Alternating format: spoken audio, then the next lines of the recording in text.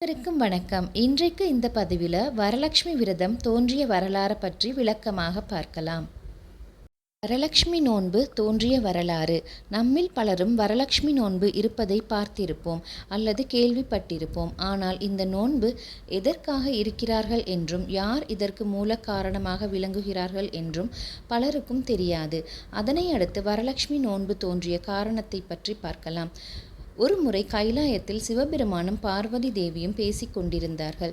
அப்போது பார்வதி தேவி சிவபெருமானை பார்த்து, ஐயனே, உலகில் உள்ள தம்பதியர்கள் அனைவரும் எந்தவித பிரச்சனையும் இல்லாமல் சகல செல்வங்களையும் பெற்று மகிழ்ச்சியாக வாழ ஏதேனும் வழி உள்ளதா என்று கேட்டாள். அதற்கு சிவபெருமானும் அனைத்து வளங்களையும் தரும் வரலட்சுமி நோன்பு பற்றி கூறுகிறேன் என்றார். முன்னொரு காலத்தில் மகதம் என்றொரு நாடு இருந்தது.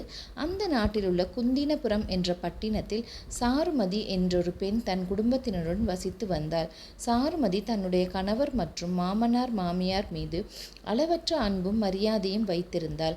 மிகச்சிறந்த பதிவிரதையான சாருமதி தினமும் லக்ஷ்மி தேவியை சிரத்தையுடன் வணங்கி வந்தாள். சாருமதியின் பக்தியால் மனமகிழ்ந்த லக்ஷ்மி தேவி அவளுக்கு வரமளிக்க முன் வந்தார். அன்றிரவு சாருமதியின் கனவில் சென்று, லக்ஷ்மி தேவி, உனது பக்தியால் நான் மிகவும் மகிழ்ச்சி அடைகிறேன் என்றார். நீ ஆடி மாதத்தில் வரக்கூடிய பௌர்ணமிக்கு முந்தைய வெள்ளிக்கிழமையில் எனக்கு விரதமிருந்து பூஜை செய்தால் உன்னுடைய வேண்டுதல்களை நிறைவேற்றுவேன் என்று கூறினார்.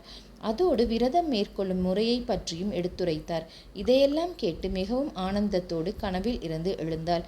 விடிந்ததும் தன்னுடைய கனவை பற்றி வீட்டில் உள்ள அனைவரிடமும் கூறினாள். அவர்களும் அதை கேட்டு மிகவும் சந்தோஷப்பட்டனர்.